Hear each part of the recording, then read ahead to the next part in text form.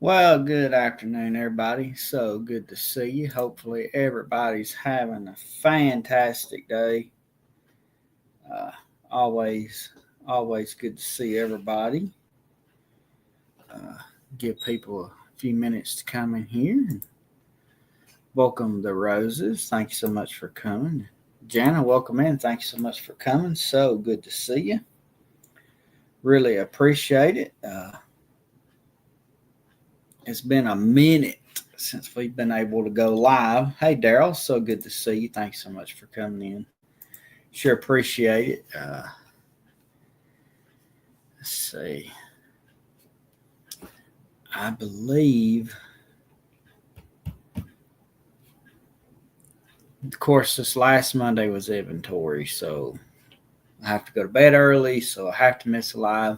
And I think the one before that, Autumn, just wasn't feeling good. So, well, that's what's up. I'm glad you got the notification. And hi there. Good to see you. Now, as if you see, I'm alone. Autumn's having to stay with the dog. The last hour or so, he had a seizure, and uh, for like the next hour or two, he usually don't do too good. He has a couple of them, so she's got him in there, making sure he don't get hurt or anything, fall off the bed. So it's just me, but we'll have a good time either way. So.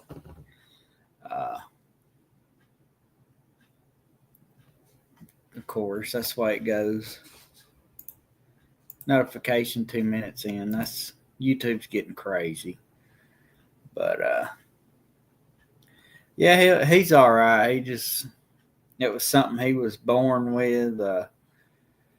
He's the third generation that had that. With when Autumn was a kid, uh, they owned his grandmother, and then she had a puppy, which is his mother. She actually died from the seizures when she was like not even 5 or 6, and he's like 8 maybe. He just has them every once in a while, not regularly or nothing like that, but we just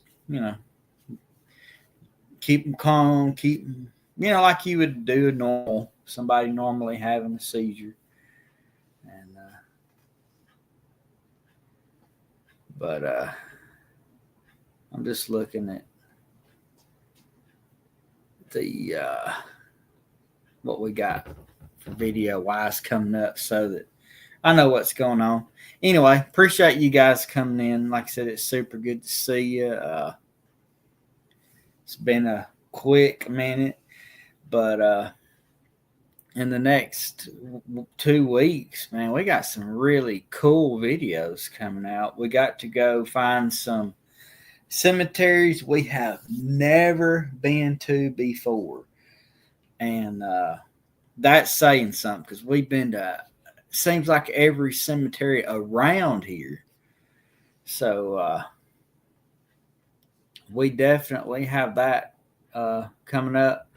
Now there's a cemetery that we have been to that I have been looking for years.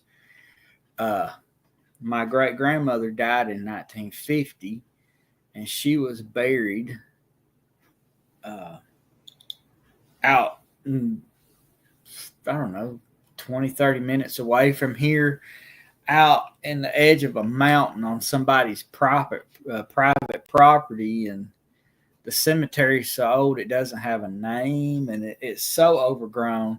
Was so overgrown. Uh, got to go, and I used our normal GPS and actually found it. Welcome in, Bud Files. Thanks so much for coming in. It's always good to see you. Appreciate it.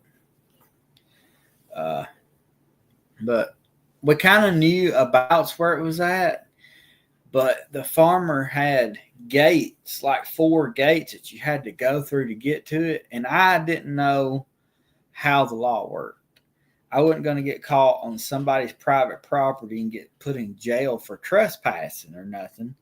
So I didn't go, and I finally looked up the law, And the law states that if your family, like immediate family or relative, or you're trying to do research and document the cemetery, they have to give you entrance to that cemetery.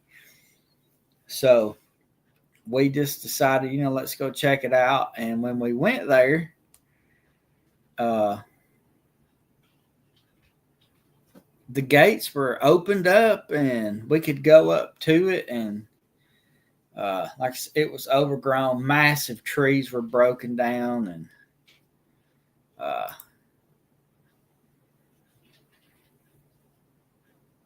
I love old cemeteries like that.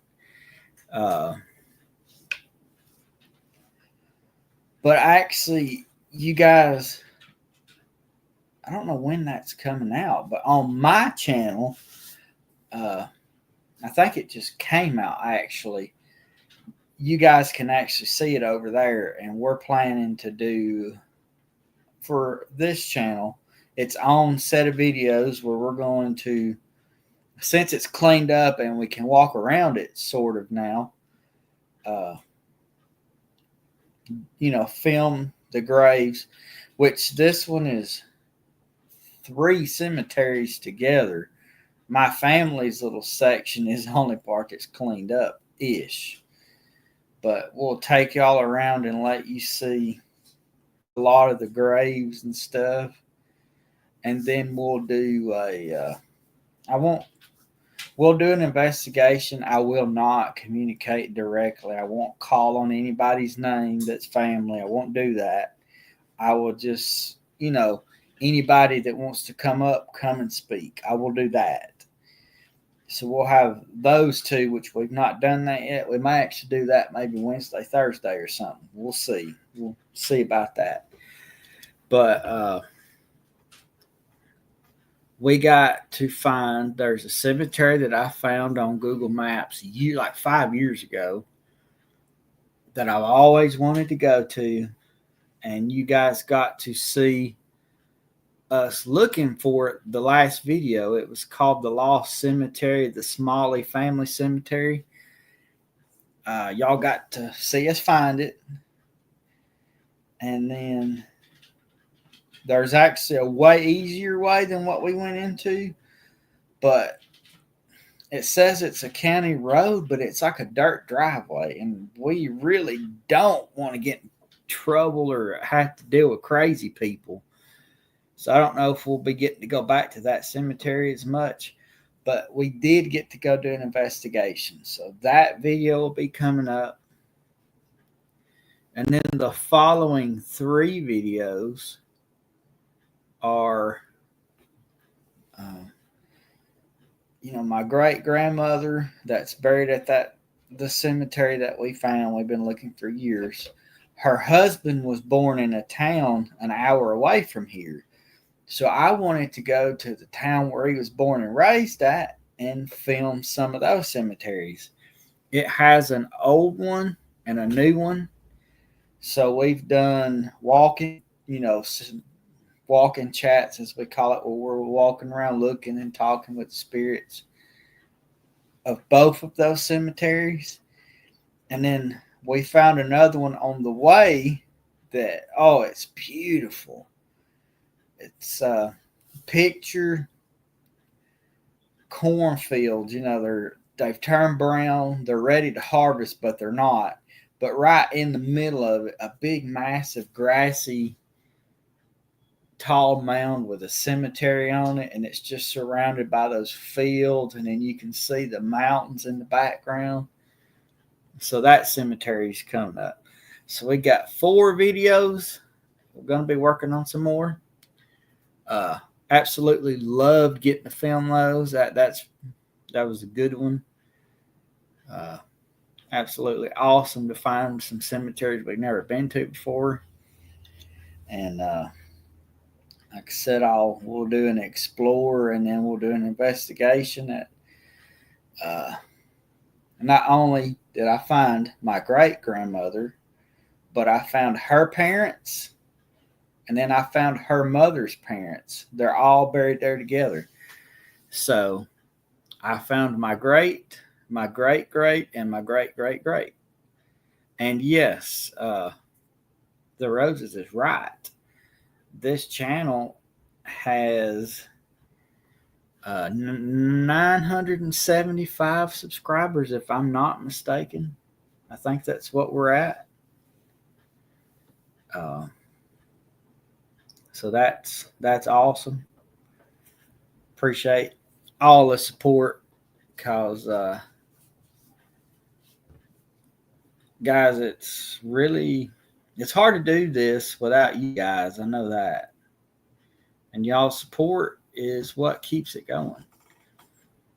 So, like I said, we really appreciate you guys. Y'all are awesome. And yes, the count is 975 subscribers. And guys, I didn't realize this. We have 934 videos filmed. Well, that would be shorts and everything together, but that's insane. You imagine? I didn't realize we had that much. Some of them, a lot of those, Autumn done by herself with her inspirational that she does, which that's coming. She'll be bringing those back. Just need a little bit of time here to get everything rocking. But I guess I can quit yakking along, and we will get into tonight's story. And we always try to learn something on these, do a paranormal class or whatever. And tonight is going to be taking place in Goshen Hill, South Carolina. And it's called the Ghost of Goshen Ghost Hound. It's about an animal. So I'm going to read what Google has to say, and then of course we're going to read from our BuzzFeed book and see what they got to say. And of course, both of these say the same thing basically, but each one has more information than the other, so we learn something from both. So let's see what we get.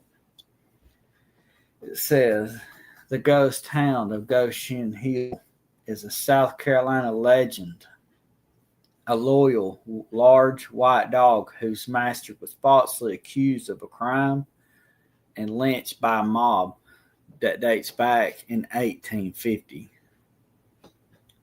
The dog is said to have been driven away during the lynching, but returned to stand guard over its master's body.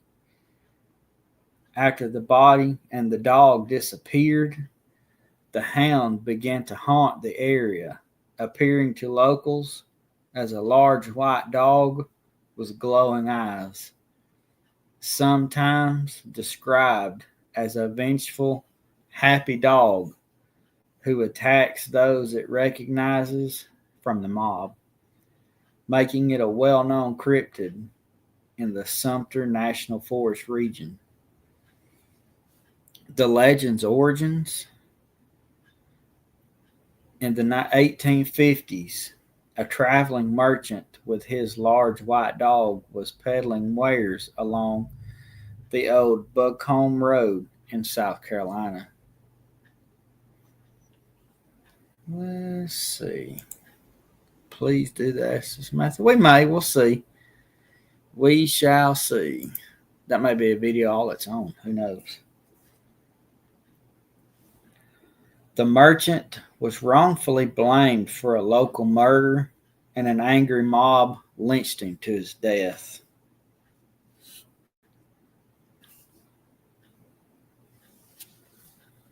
The aftermath: after the mob disappeared, both the dog and the merchant's body disappeared as well.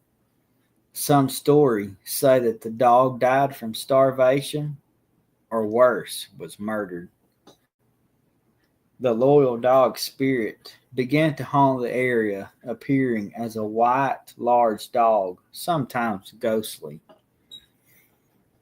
Welcome in, May. So good to see you. Thanks so much for coming. Really appreciate it. The hound seeks vengeance for its master's unjust death. It is reported to attack those it recognizes from the mob, often crippling them or causing other harm.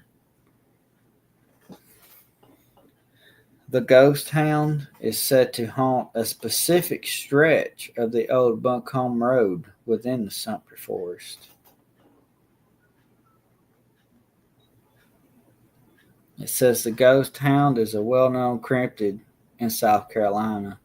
Some folklore experts believe it may have served as an inspiration for the black dog legends in other cultures, possibly influencing Sir Arthur Conan Doyle's The Hound of Baskerville. That's insane. It's kind of crazy how an innocent man who's trying to sell his goods happens to be selling in an area where someone has passed and he gets blamed for it and he's killed, and then where did the body go? That makes you wonder too. Where did the body go? Where'd the dog's body go? What happened to him? Strange. All right.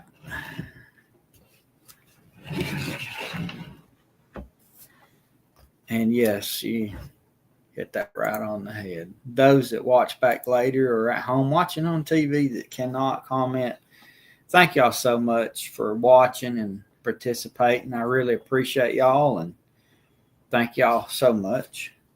Now let's read what the BuzzFeed people found when they did their research.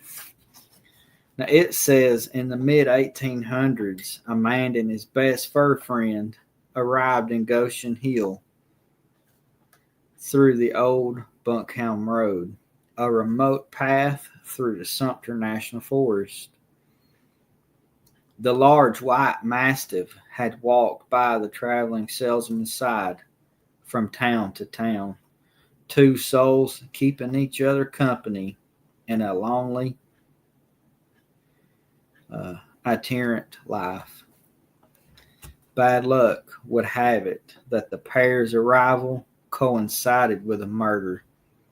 The town's suspicions turned toward the stranger in their midst. Some accounts claim that the peddler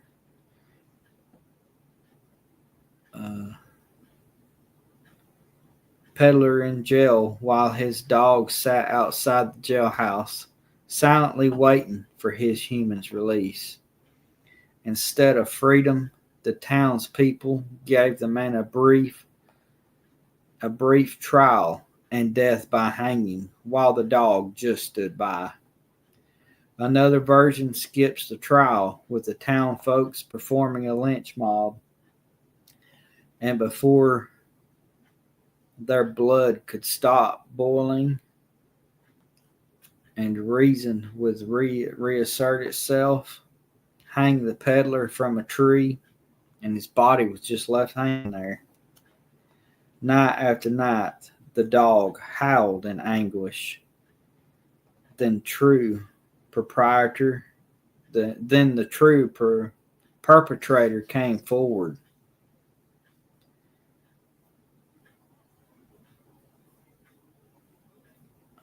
Then the true perpetrator came forward, or not.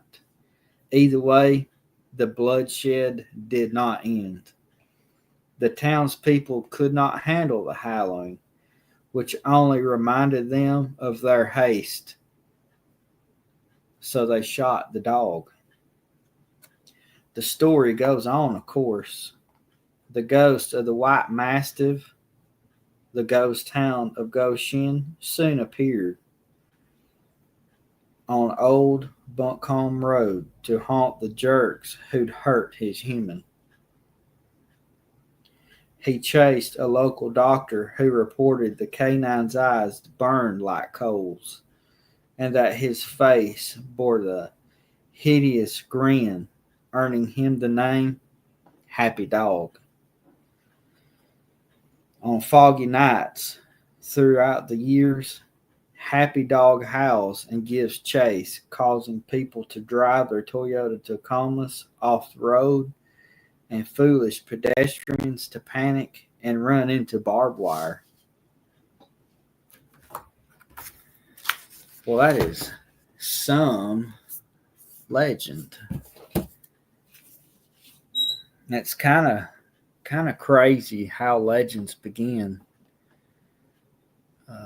They usually take place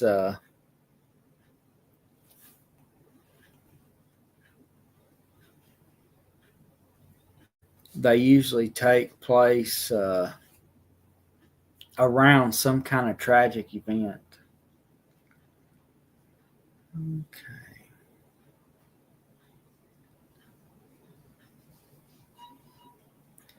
Now, I think of him too when I read this because they named that dog Happy Dog, and that old man had a dog that he called Happy.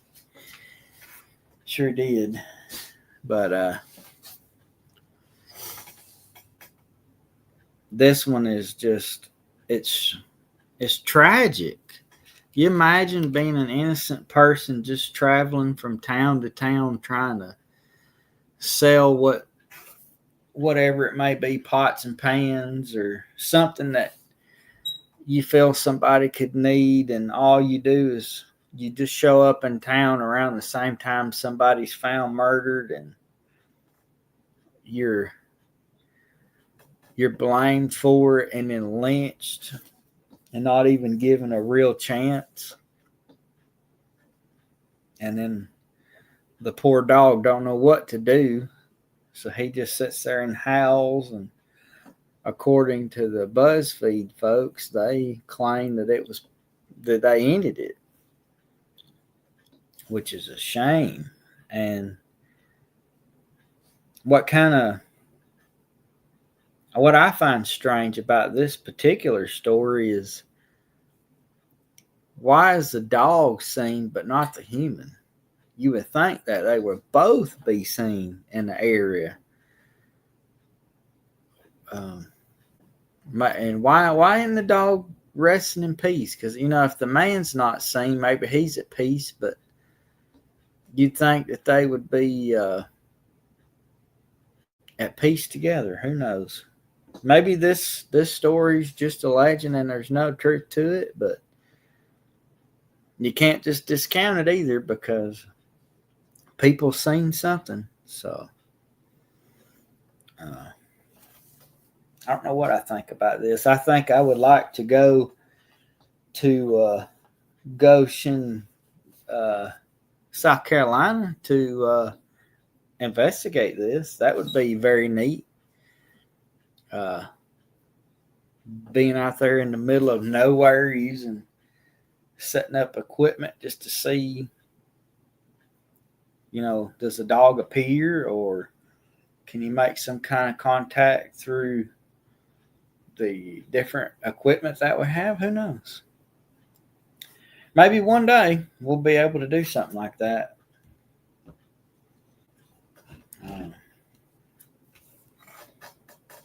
Either way, that's very interesting. I had never heard of this at all. Never heard of this story.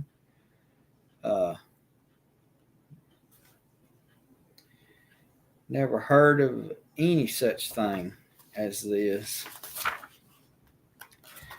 And I'm thinking about doing this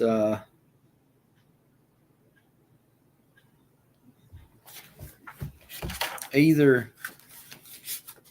I'll let you guys choose, I guess. The Sad Ghost of Bellamy Bridge from Florida, or the Seven Spirits of Seven Sisters Road in Nebraska. That sounds very interesting. Either one. So, y'all let me know which one you'd like to hear, and we will do it next.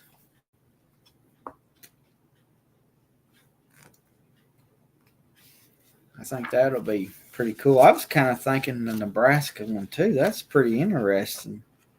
Seven Spirits of Seven Sisters Road. What a name. I think I'll mark that one, and we'll dig into Nebraska. I've never even heard of any kind of stories from there, so kind of looking forward to that. And now, guys, with the October being right here upon us, normally Autumn does a whole lot of extra stuff where she's reading haunted stories and all that stuff, scary stories. So y'all will have that to look forward to, because like October 1st is just in 2 days, so she'll when she feels like it and gets a chance, she will. Hi, Maddie. Little Breeches, good to see you. A lot of neat stuff. We're hoping to get, maybe trying to get to go do some nighttime investigations. Usually that's the coolest stuff to do in October. And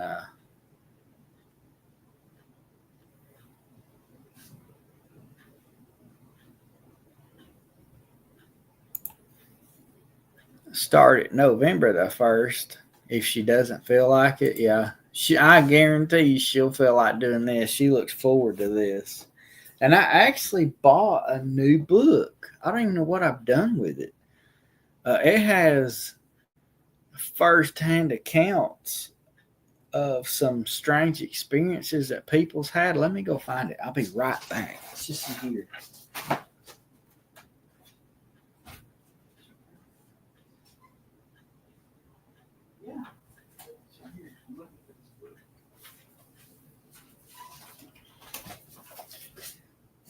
All right, found it. I actually used this on my own channel, but this one is called Phantom Phenomena, Tales of the World's Most Terrifying and Supernatural Events. And it actually has people's first-hand accounts of experiences that they've had. And some of them are short, some of them are long. I'm sure Autumn will be able to read some of these to you guys during October. And some of these are spooky, like downright creepy. And these, like, they're just called different things and they're different topics. This one is called Malevolent Waters, and they're just different topics. Dark Roads. That one's titled The Black Dog and The Stinker in the Fields and Switching Seats in the Dark. It's just different titles, and I mean, it gives details. So I'm sure she can use some of these, and then I'll show her another place that she can get some cool stories. So this book was super cheap. It was only $5. Guys, if you're interested in reading this kind of stuff, Five Below will be your best friend. If there is this one was found at Five Below. That's where I got this. But you can also look at thriftbooks.com and type in the Phantom Phenomena, and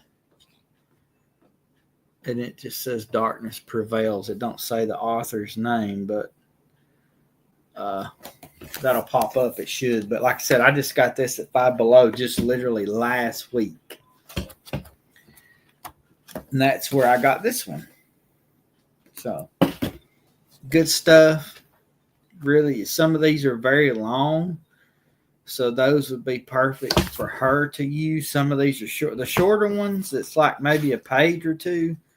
I try to use those on my channel, on my lives, but there's some that's 5 and 6 pages long, which would be too long. So she'll be able to use on those. I just did that one called The Visitors on my channel, on my live stream last whatever day that was. And I did that gas station one, which wasn't that long. So either way, cool stuff coming up, guys. Like I said, she'll be making videos reading some of these firsthand accounts, or I have a website that I kind of hold dear. It's an old website that has, it's almost like the same thing as this book, but it has all 50 states in it. And I read some of those on my live stream. A lot of those are on my live stream. So really awesome stuff. Lots of cool stuff to look forward to. Like I said, we got the 3 cemetery explorer / investigations coming up. And then we have the 1 investigation that we did at the Smalley Cemetery. And we have a couple that we plan on doing at my family cemetery that we just recently discovered. So a lot of cool stuff coming up. October is going to be full of some awesome stuff with the Autumn reading spooky stories. Maybe she's going to throw out some, create some shorts and stuff. So love October. October's awesome. Scarefest, the best stuff ever. So anyway, guys, thank y'all so much for coming out. Thank you for your continued support. I do have to do a shout out right now. The Roses, super, super big shout out to her. Thank you so much. She donated Autumn, the channel, a brand new phone with awesome camera. So these 4 videos that we have coming up, those are just filmed from mine. But we're going to start using the new one to film these videos. So maybe they're clearer, better sound. Hopefully it's a lot like improved for you guys. So better quality videos coming, hopefully. And like I said, super shout out for her because she did not have to do that, but it was graciously accepted. Can't wait to get that phone going where we can use that to get some hopefully better, clearer, more quality videos out for you guys. So anyway, guys, like I said, thank you so much for coming back, joining in, having a good old time. Look for those videos coming out Wednesday, Friday, and look for the shorts and those Autumn reading those stories. We really appreciate y'all, and until next week, we'll see you later. Bye, everybody. Thank y'all so much for coming.